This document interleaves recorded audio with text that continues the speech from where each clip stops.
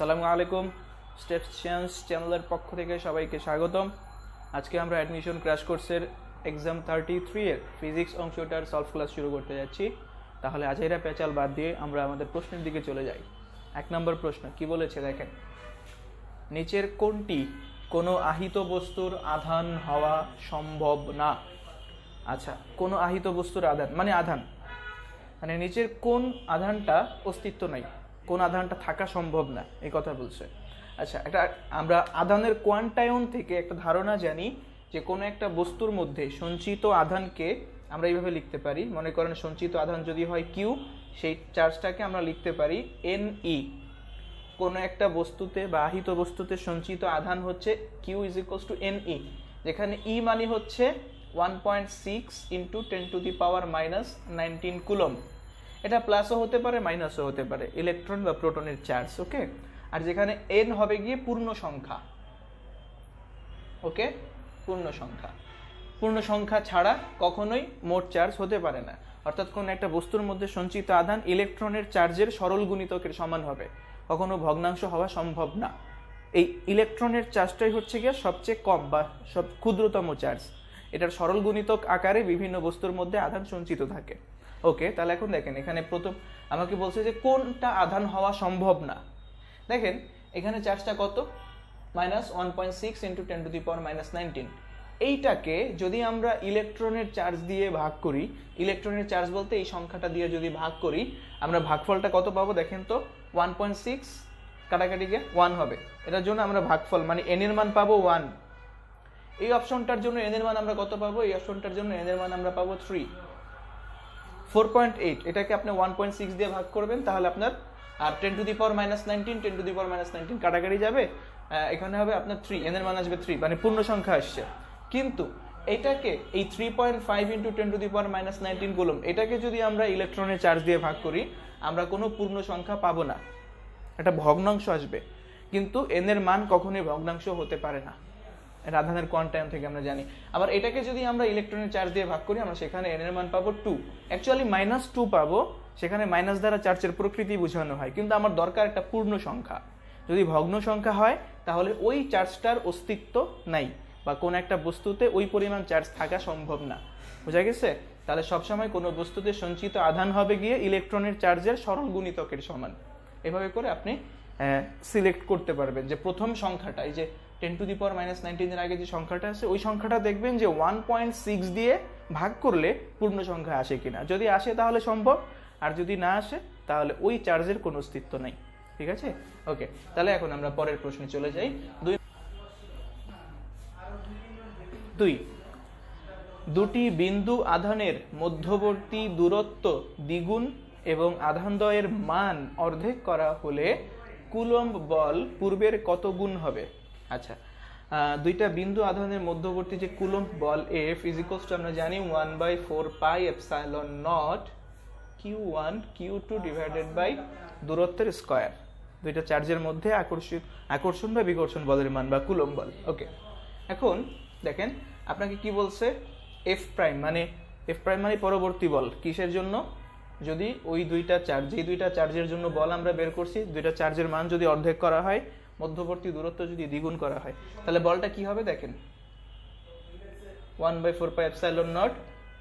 প্রথম চার্জটাকে অর্ধেক করব, দ্বিতীয় চার্জটাকে অর্ধেক করব, দূরত্বকে দ্বিগুণ করব, তাহলে বলের মান হবে এত।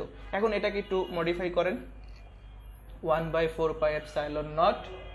এখানে দেখেন Q1/2 Q2/2 মানে কত আসবে, Q1 Q2/4, তাহলে 1/4। ওকে, ইন্টু পরে এখানে আসবে কত, Q1 Q2 4r², তাই না, 2r² আছে যেহেতু। তাহলে এবার দেখেন তো, এখানে আছে একটা 4 নিচে, এখানে একটা নিচে 4, গুণ হয়ে নিচে কত হবে 16, মানে 1/16 ইন্টু 1/4πε0 Q1 Q2 r²। এতটুকু মানে কি বলেন তো, এতটুকু মানে হচ্ছে কি যে F, তাহলে হবে গিয়ে 1/16F, মানে ওই দূরত্ব দ্বিগুণ এবং আধানের মান অর্ধেক করা হইলে বল আগের 1/16 গুণ হবে। 1/16 গুণ মানে 16 ইনভার্স, এত গুণ হবে। তাহলে অ্যান্সার হবে কি 16 ইনভার্স, ঘ। ঠিক আছে, পরের প্রশ্ন 3 কোনটি কুলম্বের সূত্রের ভেক্টর রূপ? আচ্ছা, কুলম্বের সূত্র আমরা কি যেন দেখছিলাম, এফ। কুলম্বের সূত্র বলতে দুইটা বিন্দু আধানের মধ্যে ক্রিয়াশীল বলের মান F is equals to 1/4 epsilon naught Q1 Q2 divided by R square. এতটুকু হচ্ছে গিয়ে কুলম্ব বলের মান। আমাকে ভেক্টর রূপ দেখাইতে হবে। ভেক্টর রূপ মানে যেটার মধ্যে মান এবং দিক দুইটাই প্রকাশ করা থাকবে। ওকে, তাহলে দেখেন এটা যেহেতু বলের মান, তাহলে এতটুকু হচ্ছে একটা স্কেলার, এইটাকে ভেক্টরে কনভার্ট করতে হবে।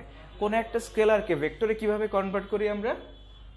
এই জিনিসটার সাথে একটা একক ভেক্টর গুণ করি। কিসের একক ভেক্টর গুণ করব? আমরা এখানে এই সরণের একক ভেক্টর মানে দূরত্বের একক ভেক্টর গুণ করে দেব, তাহলে এটা ভেক্টর হয়ে যাবে। এখন কথা হইল গিয়ে এই যে সরণের একক ভেক্টর আমরা লিখলাম, একক ভেক্টরকে যেন আবার কিভাবে লেখা যায়? একক ভেক্টরকে যেন আবার কিভাবে লেখা যায়? কোনো একটা ভেক্টরকে তার মান দিয়ে ভাগ করলে যেটা পাওয়া যায় সেটা হচ্ছে একক ভেক্টর। তাহলে আমরা এই জিনিসটাকে এভাবে ভেঙে লিখলাম। এবার দেখেন চেঞ্জ করেন কি হয়, 1/4 epsilon naught Q1 Q2 divided by, এখানে ছিল আর স্কয়ার, এখানে আছে একটা আর, টোটালি হবে আর কিউব এবং সাথে থাকবে গিয়ে আর ভেক্টর। ওকে, তাহলে এই যে অংশটা এফ, এটাই হলো গিয়ে কুলম্বের সূত্রের ভেক্টর রূপ। কোথায় আছে? খ নাম্বার অপশনে আছে। ঠিক আছে, ওকে। তাহলে আমাদের 3 নম্বর প্রশ্ন হয়ে গেল। এবার পরের প্রশ্ন 4 কি বলছে দেখেন, দূরত্বের সাপেক্ষে প্রাবল্যের লেখচিত্রের প্রকৃতি কেমন? Straight line, parabola, hyperbola, circular. Hyperbola মানে অধিবৃত্তাকৃতি। কিভাবে দেখেন, আমরা প্রাবল্যের ফর্মুলা কি জানি? E is equals to 1/4 epsilon naught Q divided by R square. দূরত্বের সাথে প্রাবল্যের সম্পর্কটা তাহলে কি আসে? E সমানুপাতিক 1/r স্কয়ার। তাহলে এখন আপনি যদি এটা দিয়ে একটা গ্রাফ আঁকেন, এই বরাবর দেখাইলেন E, এই বরাবর দেখাইলেন R, তাহলে প্রাবল্যের গ্রাফটা হয় এরকম। ঠিক আছে, দূরত্বের বর্গের ব্যস্তানুপাতিক। এই গ্রাফটাই হচ্ছে গিয়ে রেক্টেঙ্গুলার হাইপারবোলা। রেক্টেঙ্গুলার হাইপারবোলা বা হাইপারবোলা বা আয়তাকার অধিবৃত্ত। তাহলে এই যে সম্পর্কটা দেখেন, আমরা আবার বিভবের সাথেও কিন্তু দূরত্বের সম্পর্কটা জানি এরকম, সেটা হচ্ছে দূরত্বের ব্যস্তানুপাতিক। এটাও রেক্টেঙ্গুলার হাইপারবোলাই হবে, কিন্তু এটার ক্ষেত্রে এই বিভবের ক্ষেত্রে গ্রাফটা হয় এরকম, কারণ এটার পাওয়ার হচ্ছে 1, এটার পাওয়ার হচ্ছে 2। পাওয়ার 2 হওয়ার কারণে এটা তাড়াতাড়ি নিচের দিকে নেমে যায়, কিন্তু দুইটাই রেক্টেঙ্গুলার হাইপারবোলা। তাহলে প্রাবল্যের সাথে দূরত্বের সম্পর্ক যে গ্রাফটা আমরা পাবো সেই গ্রাফটা হবে হাইপারবোলা বা অধিবৃত্ত। ঠিক আছে, পরের প্রশ্ন 5 কি বলছে, কোন একটি তড়িৎ ক্ষেত্রের বিভব v is equals to 2x² y হলে ক্ষেত্রের অমুক বিন্দুতে প্রাবল্য কত? বিভব দেওয়া আছে, প্রাবল্য বের করতে বলছে একটা নির্দিষ্ট বিন্দুতে। প্রাবল্যের সাথে বিভবের একটা সম্পর্ক জানি আমরা, E is equals to minus nabla v। বিভবের ঋণাত্মক গ্রেডিয়েন্টকে প্রাবল্য বলে। ঠিক আছে, এখানে নেবলা মানে হচ্ছে গিয়ে ভেক্টর অন্তরীকরণ অপারেটর। ওকে, কোনো ব্যাপার না। তাহলে ভেক্টর অন্তরীকরণ অপারেটরটা লেখেন।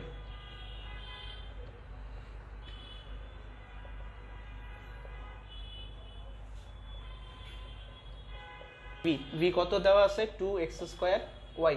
তাহলে এখানে দেখেন ভেক্টর অন্তরীকরণ অপারেটর 3 ডিমেনশনাল অন্তরীকরণ অপারেটর, যেখানে x অক্ষ বরাবর একটা অপারেটর, y অক্ষ বরাবর, z অক্ষ বরাবর। কিন্তু দেখেন এখানে z এর কোনো উপাংশ নাই, মানে z এর কোনো অংশ নাই, অস্তিত্ব নাই। এই বিভবের যে ক্ষেত্রটা দেওয়া আছে তার মধ্যে z এর কোনো অস্তিত্ব নাই, সুতরাং এটার সাপেক্ষে আপনি অন্তরীকরণ করলে এটা অলওয়েজ 0 হবে। তাহলে আমরা এই অংশটা বাদই দিয়ে দিই, কোনো সমস্যা নাই। ঠিক আছে, তাহলে আমরা শুধু দুইটা চলকের সাপেক্ষে অন্তরীকরণ করব। মাইনাসটা ভিতরে রাখেন, i থাকলো। দেখেন আমরা যদি x এর সাপেক্ষে এই জিনিসটাকে অন্তরীকরণ করি, করলে কি হবে? 2y, এটা হচ্ছে ধ্রুবক, বাইরে চলে আসবে। x² কে অন্তরীকরণ করতে হবে, হবে 2x, টোটালি আসবে 4xy, মানে 2y ইন্টু 2x। ওকে, পরে প্লাস, পরে যখন এটার সাপেক্ষে অন্তরীকরণ করবেন, যে থাকলো সামনে, পরে y এর সাপেক্ষে অন্তরীকরণ করলে y শুধু y রে করলে 1 হয়ে যাবে, থাকবে শুধু 2x²। ঠিক আছে, তাহলে টোটালি জিনিসটা কি আসলো দেখেন তো, মাইনাস 4xy মাইনাস 2x²j।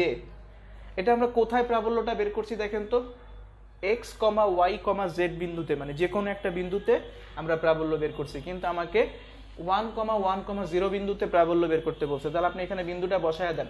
দেখেন -4, x এর ভ্যালু দেওয়া আছে 1, y এর ভ্যালু দেওয়া আছে 1, সাথে i -2, এক্স এর ভ্যালু 1 স্কয়ার জে। তাহলে এখানে ক্যালকুলেট করেন কত আসবে 4i মাইনাস 2j, অ্যান্সার হবে 4i মাইনাস 2j অত। ঠিক আছে, তাহলে অমুক বিন্দুতে প্রাবল্যটা হচ্ছে এতটুকু। গ্রেডিয়েন্ট করবেন, নেগেটিভ গ্রেডিয়েন্ট করবেন, প্রাবল্য চলে আসবে। পরের প্রশ্ন 6 নাম্বার কি বলছে, কোন একটি তড়িৎ ক্ষেত্রের প্রাবল্য দেওয়া আছে E = 3x²i, ওকে, হলে ক্ষেত্রের বিভব কত? বিভব বের করতে বলছে, কোনো সমস্যা নেই। আচ্ছা, প্রাবল্য দেওয়া আছে, বিভব বের করতে বলছে। দেখেন তো একটু আগে যে প্রশ্নটা আমরা দেখলাম সেখানে বিভব দেওয়া ছিল, প্রাবল্য বের করতে বলছে। আমরা কি করছিলাম? গ্রেডিয়েন্ট করেছিলাম। গ্রেডিয়েন্ট করেছিলাম মানে কি? ডিফারেন্সিয়েশন করেছিলাম, তাই না? এখন প্রাবল্য দেওয়া আছে, বিভব বের করতে বলছে, উল্টা কাজটা করব। ডিফারেন্সিয়েশনের উল্টা কাজ কি? ইন্টিগ্রেশন করব। তাহলে দেখেন, প্রাবল্য দেওয়া থাকলে বিভব বের করতে বললে আমরা কি করব? এই প্রাবল্যটাকে এক্স এর সাপেক্ষে ইন্টিগ্রেশন করব, সামনে একটা মাইনাস দিতে হবে। Negative integral, negative integration of প্রাবল্য কার সাপেক্ষে? দেখেন এখানে শুধু একটাই চলক আছে এক্স, এক্স এর সাপেক্ষে আমরা অন্তরীকরণ করব। এখানে যে চলকটা দেওয়া থাকবে শুধু তার সাপেক্ষে অন্তরীকরণ করব। এখানে একটাই চলক দেওয়া আছে, একাধিক চলক দেওয়া নাই। একাধিক চলক দেওয়া থাকলে আমাদের একাধিকবার ইন্টিগ্রেশন করতে হইতো, কিন্তু সেটা নাই। আমরা একটাই চলক দেওয়া আছে, একটা চলকের সাপেক্ষে ইন্টিগ্রেশন করব, তাহলে বিভবটা পেয়ে যাব। ওকে, তাহলে দেখেন মাইনাস ইন্টিগ্রেশন ই দেওয়া আছে কত? 3x² dx। ওকে, এখানে এই আই দিয়ে বোঝানো হচ্ছে এটা এক্স অক্ষ বরাবর প্রাবল্য দেওয়া আছে, এই কারণেই কিন্তু আমরা এক্স এর সাপেক্ষে ইন্টিগ্রেশন করেছি। ঠিক আছে, তাহলে এখানে আইটা কিন্তু আপনার লেখা দরকার নাই। আই দিয়ে আমরা প্রাবল্যের দিক বুঝতেছি এখানে, কিন্তু আমরা বিভব বের করব। ওকে, তাহলে দেখেন 3টা বাইরে চলে আসবে, পরে x² কে ইন্টিগ্রেট করলে হবে x³ ডিভাইডেড বাই 3। তাহলে কাটাছিড়া করেন, আসবে মাইনাস x³। এটাই হচ্ছে কি বিভব, মাইনাস x³। ঠিক আছে, তাহলে দেখেন বিভব দেওয়া আছে, প্রাবল্য বের করতে বলছে, তাহলে কি করবেন? ডিফারেন্সিয়েশন করবেন। আর যদি প্রাবল্য দেওয়া থাকে, বিভব বের করতে পারলে উল্টা কাজ, ইন্টিগ্রেশন করবেন, কাজ হয়ে যাবে। ওকে, তাহলে 6 নম্বর প্রশ্ন শেষ। আমরা পরের প্রশ্নে চলে যাই। 7 নম্বর কি বলছে পয়েন্ট, একটি বর্গক্ষেত্রের 3টি কৌণিক বিন্দুতে যথাক্রমে +5 ন্যানোকুলম, -10 ন্যানোকুলম ও +10 ন্যানোকুলম চার্জ রাখা আছে। চতুর্থ বিন্দুতে কত চার্জ রাখলে বর্গের কেন্দ্রে মোট বিভব 0 হবে? একটা বর্গের 4টা বিন্দুতে, 3টা বিন্দুতে 3টা চার্জের কথা বলে দিছে। ঠিক আছে, 5 ন্যানোকুলম, -10 ন্যানোকুলম, এখানে দেওয়া আছে +10 ন্যানোকুলম। এখানে কত চার্জ সেটা বের করতে বলছে। কোন শর্ত? শর্ত হয়েছে কি বর্গের কেন্দ্রে মোট বিভব 0। এখানে মোট বিভব 0। আচ্ছা দেখেন তো এই জায়গায় মোট কয়টা বিভব থাকবে? এই জায়গায় কিন্তু টোটাল 4টা বিভব থাকবে। এই চার্জের জন্য একটা বিভব, এই চার্জের জন্য একটা বিভব, ওর জন্য একটা বিভব, ওর জন্য একটা বিভব। এটা কত আমি জানি না, কিন্তু চার্জ তো আছে, তাহলে ওর জন্য একটা বিভব। এই 4টা বিভবের যোগফল আমরা এখানে পাবো মোট বিভব হিসেবে। আমাকে বলে দিছে বর্গের কেন্দ্রে মোট বিভব 0 হবে, মানে এখানে যে মোট বিভব সেই মোট বিভবের মান 0 বলে দিছে।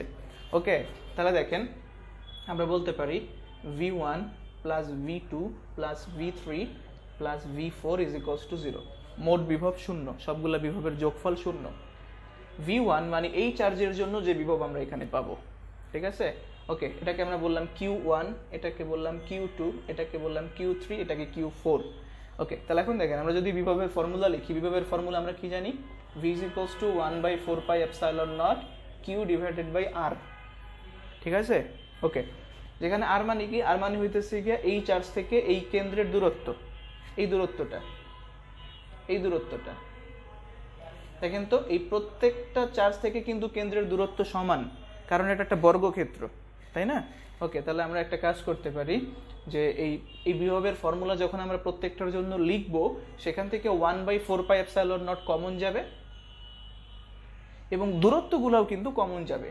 আর কমন নিয়ে নিলাম, তাহলে ভিতরে থাকবে কি? শুধু কিউ থাকবে। কিউ মানে এটার চার্জ কত? 5, এটার চার্জ কত? -10, এটার চার্জ কত? +10, এটার চার্জ কত? q4 = 0। ঠিক আছে, এবার তাহলে দেখেন তো এই অংশটা দ্বারা ভাগ করে দেন ওই পাশে, তাহলে ওটা চলে যাবে। তাহলে এখানে থাকবে কি? 5 -10 +10 +q4 = 0। তাহলে একটা জিনিস খেয়াল করেন তো, আমাদের কিন্তু সব সময় এই অংশটা ওই পাশে চলে যাবে, 0 হয়ে যাবে। তাহলে আমাদের ফাইনাল কি থাকতেছে সম্পর্কটা, যদি বর্গের কেন্দ্রে মোট বিভব 0 হইতে হয় তাহলে যে চার্জগুলো আছে এই চার্জগুলোর যোগফল হবে 0। বর্গের কেন্দ্রে মোট বিভব 0 মানে শীর্ষবিন্দুতে যে চার্জগুলো আছে ওই চার্জের সমষ্টি হবে 0, ব্যাস, আর কোনো কথা নেই। তাহলে দেখেন চার্জ আছে কি কি, 5 - 10 10, এটা যোগ করলে 0 হয়ে যাবে, +5, অপরটার মান হবে তাহলে -5, তাহলে সবগুলো যোগ করলে 0 হবে। অথবা আপনি এখান থেকে বের করেন, Q4 এর মান আসবে -5 ন্যানোকুলম। তাহলে অ্যান্সার হবে খ। প্রথমে এটা দেখে দাগায় ফেলবেন না কিন্তু, কারণ এখানে ন্যানোকুলম নেই, কুলম্ব আছে, বুঝতে পারছেন? তাহলে বর্গের কেন্দ্রে মোট বিভব 0 হবে কখন, যখন সবগুলা চার্জের সমষ্টি হবে 0। ওকে, তাহলে আমাদের 7 নম্বর প্রশ্নটা শেষ। এবার তাহলে আমরা পরের প্রশ্নে চলে যাই। 8 নম্বর কি বলছে দেখেন, একটি সরল রেখার দুই প্রান্তে যথাক্রমে 5 mc, mc মানে মাইক্রোকুলম্ব, ঠিক আছে, 5 মাইক্রোকুলম্ব ও -5 মাইক্রোকুলম্ব এর দুটি চার্জ রাখার ফলে রেখার মধ্যবিন্দুতে প্রাবল্য এত 90 মেগা নিউটন পার কুলম্ব পাওয়া যায়। বড় হাতের এম মানে, সরি এখানে এম মানে কিন্তু মাইক্রো না, আমি মাইক্রো বলছি না, এম মানে হচ্ছে মিলিকুলম্ব, -5 মিলিকুলম্ব, ঠিক আছে, মাইক্রো না, সরি ভুলে ফেলছি। দেখেন তাহলে মধ্যবিন্দুতে প্রাবল্য দেওয়া আছে 90 মেগা নিউটন পার কুলম্ব। বড় হাতের এম বলতে বোঝায় মেগা মানে 10⁶, এন মানে নিউটন আর সি মানে তো কুলম্ব। তাহলে একটা সরল রেখার কথা বলছে, যে সরল রেখার দুইটা প্রান্ত বিন্দুতে চার্জ দেওয়া আছে। খেয়াল করেন, মনে করেন এটা একটা সরল রেখা, এই সরল রেখার দুইটা প্রান্ত বিন্দুতে চার্জ দেওয়া আছে কত, এখানে দেওয়া আছে 5 মিলিকুলম্ব, এখানে দেওয়া আছে -5 মিলিকুলম্ব, ঠিক আছে। ওকে, বলছে এর ফলে এটার একদম মধ্যবিন্দুতে মোট প্রাবল্য পাওয়া গেছে কত, E = এটার মান দেওয়া আছে 90 মেগা নিউটন পার কুলম্ব, মানে 90 × 10⁶ নিউটন পার কুলম্ব। ওকে, এখন খেয়াল করেন এই বিন্দুতে কয়টা প্রাবল্য থাকবে, দুইটা প্রাবল্য থাকবে। আচ্ছা আমাকে বের করতে বলছে কি, বের করতে বলছে রেখার দৈর্ঘ্য কত। রেখার দৈর্ঘ্য কত বলতে এখান থেকে এই পুরা দূরত্বটা কত সেটা আপনাকে বের করতে বলছে। তাহলে আমি ধরে নিলাম এই পুরা দূরত্বটা হচ্ছে কি r। ওকে, তাহলে বলেন তো এখান থেকে এই দূরত্বটুকু কত হবে, r/2, তাই না? এটা হচ্ছে -5 মিলিকুলম্ব, r/2। এখান থেকে এই দূরত্বটুকু কত হবে, r/2। আচ্ছা, তাহলে এখন দেখেন তো এই জায়গায় কয়টা প্রাবল্য থাকবে, দুইটা প্রাবল্য থাকবে, ওর জন্য একটা, ওর জন্য একটা, এখানে। ওকে, তাহলে এখন যেই বিন্দুতে আমাদের প্রাবল্য বের করতে হবে সেখানে একটা মনে মনে +1 কুলম্ব চার্জ ধরে নিতে হয়, এটাকে টেস্ট চার্জ বলে। ওকে, তাহলে এখন এখানে আমি একটা +1 কুলম্ব চার্জ ধরে নিলাম। এবার দেখেন এই চার্জটা 5 মিলিকুলম্ব, এই চার্জকে কি করবে, বিকর্ষণ করবে। তাহলে ওর জন্য এই বিন্দুতে যে প্রাবল্য পাবো সেই প্রাবল্যটা পাবো আমরা এই দিকে, E1 ধরে নিলাম। যেহেতু ও ওরে বিকর্ষণ করবে, সেম চার্জ প্লাস চার্জ, ওরে বিকর্ষণ করবে, তাহলে আমরা ওর জন্য যে প্রাবল্য পাবো সেটার দিক পাবো এইদিকে। ওকে, এবার দেখেন এটা কি, -5 মিলিকুলম্ব, ওরে কি করব, আকর্ষণ করব, কারণ এটা মাইনাস এটা প্লাস। আকর্ষণ করলে ওর জন্য যে প্রাবল্য পাবো সেটাও কিন্তু আমরা এই দিকেই পাবো, ঠিক আছে। E1 E2 দুইটা একই দিকে আছে, তাহলে দুইটা প্রাবল্য যেহেতু একই দিকে আছে তাহলে এই বিন্দুতে মোট প্রাবল্য কি হবে, এই দুইটা প্রাবল্যের যোগফল। তাহলে লেখেন আমরা বলতে পারি এখানে মোট প্রাবল্য E = E1 আর E2 এর যোগফল। ওকে, এখানে একটা বিষয়, যদি এটাও প্লাস হইতো তাহলে কিন্তু দুইটা বিপরীত দিকে হইতো, বিপরীত দিকে হইলে তখন এখানে এই জায়গাটা হইতো বিয়োগফল, যোগফল হইতো না। ওকে, আচ্ছা এখন সেটা কথা না, আমাদের কথা হলো গিয়ে এই পুরা দূরত্বটা বের করতে হবে, সমস্যা নাই। তাহলে এবার দেখেন E1 প্রাবল্যের ফর্মুলা কি, 1/4πε0 চার্জ ডিভাইডেড বাই দূরত্বের স্কয়ার, তাই তো। তাহলে এখন দেখেন তো এই জায়গা থেকে এই জায়গার দূরত্ব কত, r/2, এখান থেকে এই জায়গার দূরত্ব কিন্তু r/2, তাহলে আমি যদি E1 E2 এর জন্য ফর্মুলা লিখি তাহলে 1/4πε0 r/2 কমন যাবে। তাহলে লেখেন 1/4πε0 ইন্টু r/2 কমন নিলাম।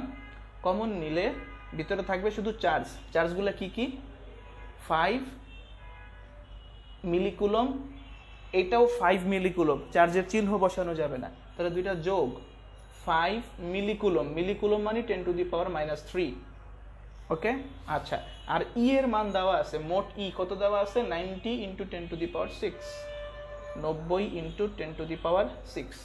আচ্ছা, তাহলে এখান থেকে আমরা হিসাব করি। দেখেন তো 1/4πε0 এতটুকুর মান কত? 9 × 10⁹ লিখলাম। আর এখানে নিচে ছিল r/2, এই 2টা উপরে চলে যাবে না?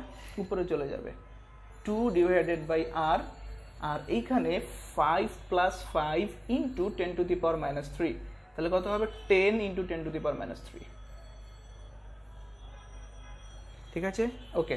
আর বাম পাশে ছিল কত? 90 × 10⁶। এবার দেখেন 10 আর 9 গুণ করলে 90, 90 কাটা, এখানে আছে 10⁶। আর সরি, এখানে একটা ভুল করছি, কিন্তু আমি একটা ভুল করছি। কেন? দেখেন এখানে কিন্তু দূরত্বের স্কয়ার ছিল, এখানে কিন্তু দূরত্বের স্কয়ার হবে, r² হবে, তাহলে এখানে হবে আপনার 4/r²। ঠিক আছে, ওকে। তাহলে দেখেন 90 আর 90 কাটা গেল, এখানে আছে 10⁶, এখানে 10⁹ আর 10⁻³ ওইটা মিলেও 10⁶।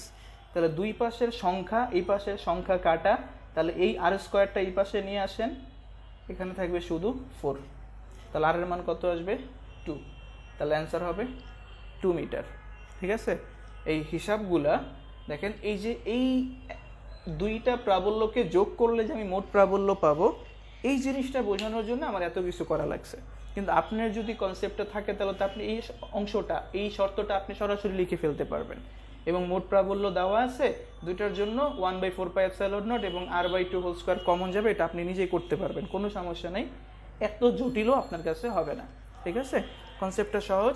যদি দুইটা প্রাবল্য একই দিকে হয় তাহলে যোগ, বিপরীত দিকে হলে বিয়োগ। ওকে, তাহলে দেখেন আপনাকে বুঝতে হবে, এই চার্জ দেখেই আপনাকে বুঝতে হবে যোগ হবে না বিয়োগ হবে, তাহলে আপনি খুব সহজেই হিসাবটা করে ফেলতে পারবেন। অ্যান্সার হবে 2 মিটার। ওকে, তাহলে আমরা এখন পরের প্রশ্নে চলে যাই।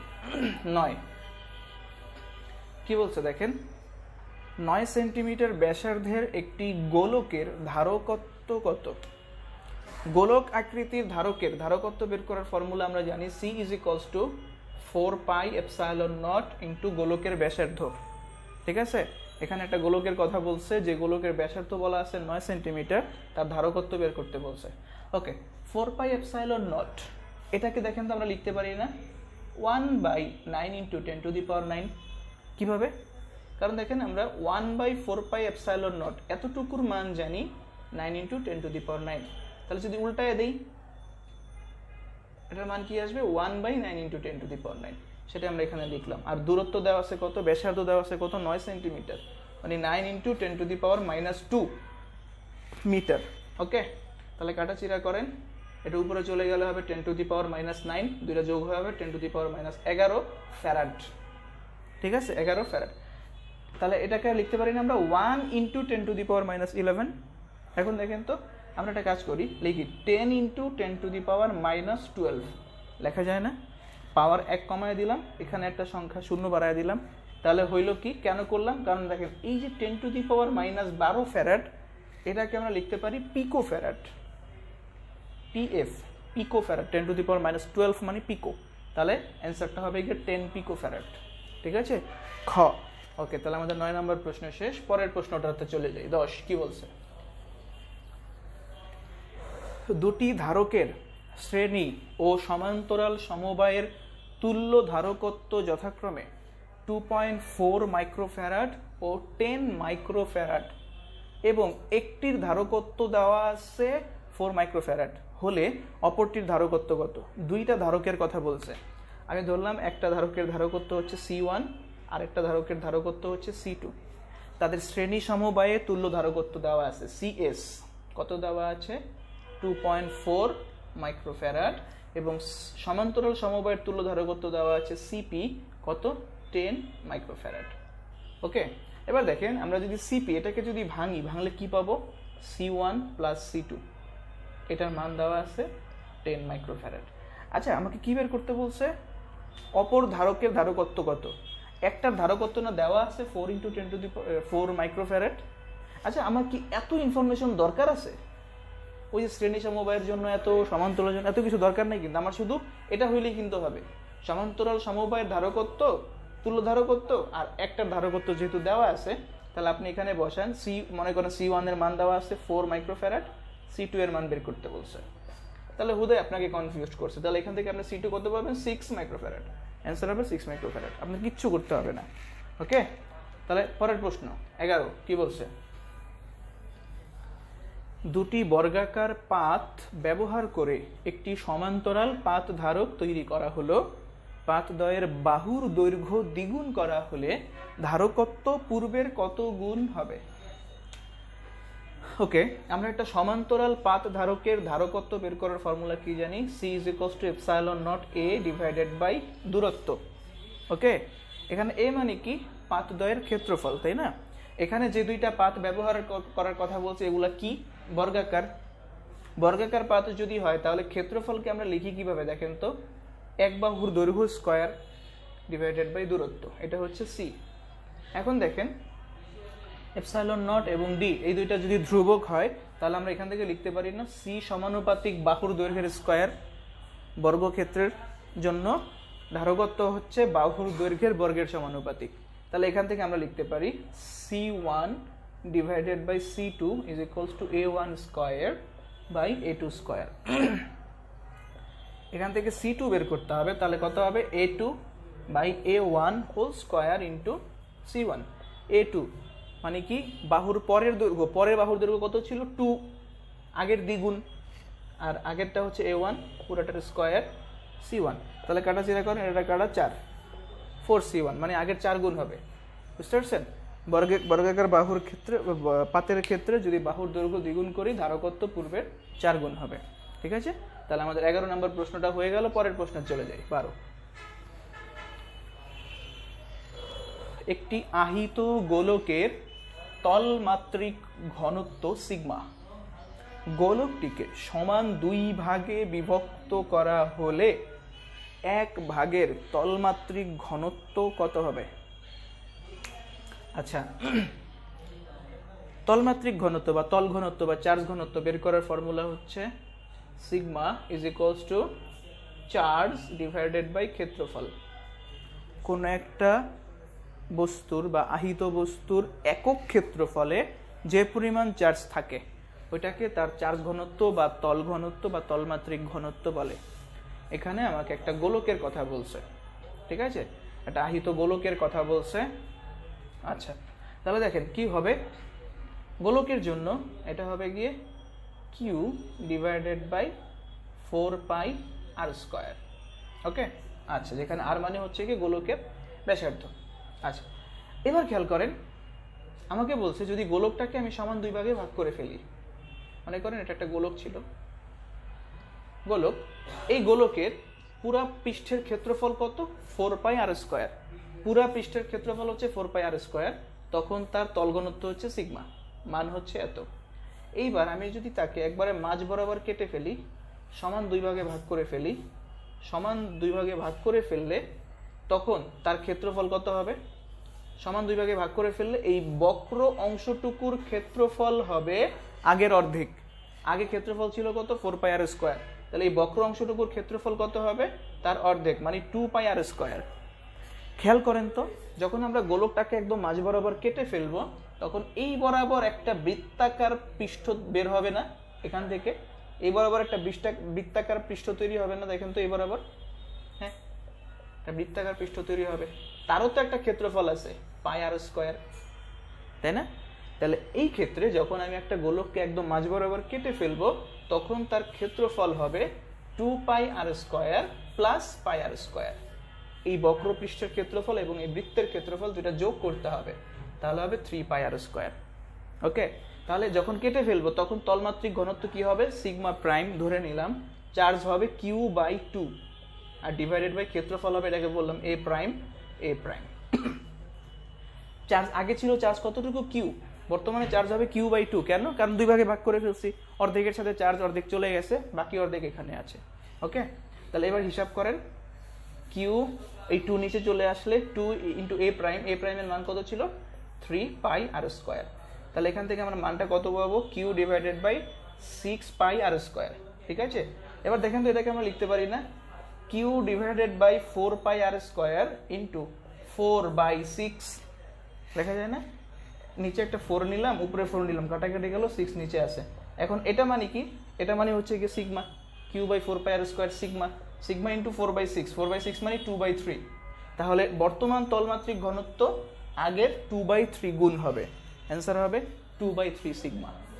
ঠিক আছে, ওকে, তাহলে আমরা 12 নম্বর প্রশ্নটা দেখলাম। পরের প্রশ্নে চলে যাই, 13। একটি তড়িৎ নিরপেক্ষ সালফিউরিক অ্যাসিড এর অণুতে কতটি তড়িৎ দ্বিমেরু গঠিত হয়?